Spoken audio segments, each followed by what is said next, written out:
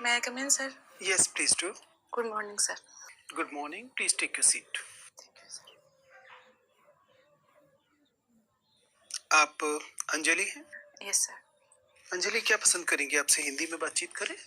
Yes, sir. Hindi में। आप हिंदी में ज़्यादा सहज हैं? जी सर। ओके। ये सब तो आप दिल्ली से बता रही हैं। आप दिल्ली की निवासी हैं, आपने दिल्ली में पढ़ाई लिखाई की, दिल्ली में नौकरी कर रही हैं। फिर आप बिहार जैसे जगह पर आकर नौकरी करने पर विचार भी क्यों कर रही हैं? सर, दिल्ली से पढ़ाई मेरी इसलिए हुई है क्योंकि हम जहाँ रहते हैं वो दिल्ली और हरियाणा की सीमा है। तो उधर जो स्कूल उपलब्ध था वो दिल्ली का ही उपलब्ध था, सीनियर सेकेंडरी में। और सर, जो ओपन यूनिवर्सिटीज़ हैं, इग्नू और सोल, वो मेरे निवास स्थान से ज़्यादा करीब थे।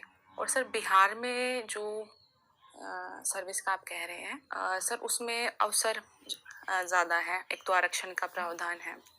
हरियाणा में सर जो सिविल सेवाएं हैं वो नियमित नहीं हो पा रही हैं।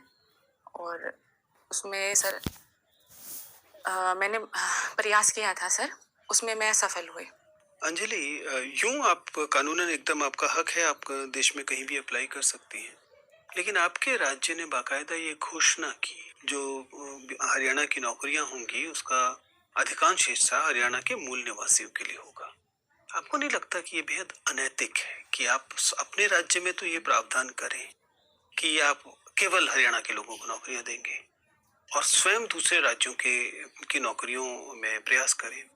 आप अपनी सरकार के इस फैसले को कैसे देखती हैं? सर, उन्होंने प्राइवेट नौकरियों में 75% आरक्षण का जो प्रावधान किया है, जाहिर है उनकी कुछ नीतियां रही होगी। जैसे हरियाणा में क्या है कि बिहार और यूपी या अन्य राज्यों से जो श्रमिक आते हैं उनका एक अच्छा प्रतिशत वहाँ कार्य करता है।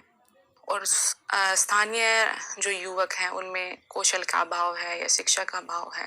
वो पहले खेती से जुड़े रहे, शिक्षा वगैरह पर इतना ध्यान नहीं दिया गया, तो रोजगार में वो पिछड़ते चले गए और बेरोजगारी एक आम समस्या बन गई है।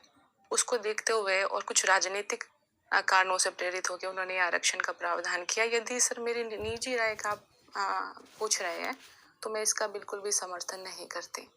ये जो आरक्षण है ये नहीं होना चाहिए, क्योंकि अन्य कुछ रोजगार अवसर किसी राज्य में सीमित हो सकते हैं। जैसे बिहार में है, वहाँ से भी काफी मात्रा में प्रवासन होता है। लेकिन अभी थोड़ी देर पहले आपने आरक्षण की अवधारणा का बहुत पुरजोर समर्थन किया था जी कि सर। आरक्षण अच्छी बात है, बिहार में मिल रहा है इसलिए मैं वहां जा रही हूँ। अब एक अन्य आधार पर जब आरक्षण की बात आई तो आपने कहा कि नहीं नहीं, बहुत बुरी बात है, नहीं देना चाहिए। सर, आरक्षण अपने आप में एक अच्छी व्यवस्था है। वो देखा जाएगा कि वो लैंगिकता के आधार पर दिया जाना चाहिए, वो जाति के आधार पर दिया जाना चाहिए, लेकिन वो क्षेत्रीयता के आधार पर नहीं दिया जाना चाहिए। सर, एक तो हम उसके आधार देखेंगे कि आधार क्या है, वास्तव में ज़रूरत है या नहीं है। दूसरा हम ये भी जरूरत तो भी आपने बताया कि बहुत है, लोगों को नौकरी नहीं मिल पा रही थी, वो पिछड़ जा रहे थे। जी सर। सर, 75% आरक्षण अपने आप में एक तो बहुत हाई सीमा है। दूसरा, अगर उन्हें रोजगार नहीं मिल पा रहा है तो उसके कुछ स्थानीय कारण हैं। इज ऑफ मनी एक कारण है कि उनके ज़मीनें बिकी तो अतिरिक्त पैसा है, वो नौकरी करना भी चाहते हैं, नहीं करना चाहते हैं, या वो एक दबदबा कायम करना चाहते हैं, या सिर्फ एक ये राजनीति से प्रेरित है, अपने नागरिकों को एक वोट बैंक को खुश करने के लिए है। ठीक है, ठीक है। कंडीशनिंग तो आपने पढ़ी होगी, अनुकूल। Yes sir. मुझे बताइए कि जब हम महिलाओं की जड़बद्ध भूमिकाओं को देखते हैं, महिलाओं के स्टीरियोटाइप्स को देखते हैं, तो उसमें कंडीशनिंग की क्या भूमिका होती है? जी सर, उन्होंने जो प्रयोग किया था सर, पाउलो ने एक कुत्ते के ऊपर प्रयोग किया था कि बार बार अगर आप उसे एक उद्दीपन देंगे तो उसका प्रति जो उसका, अब अगर उस उद्दीपन को हटा भी लेंगे तो जो उसका व्यवहार रिस्पॉन्स वही स्त्रियों रहेगा। पर ये कैसे लागू होता है? सर, बचपन से ही कुछ विशेष व्यवहार का प्रशिक्षण दिया जाता है महिलाओं को, और उन्हें ये उनके दिमाग में बिठाया जाता है कि यह व्यवहार वांछनीय है, ऐसा ही व्यवहार किया जाना चाहिए।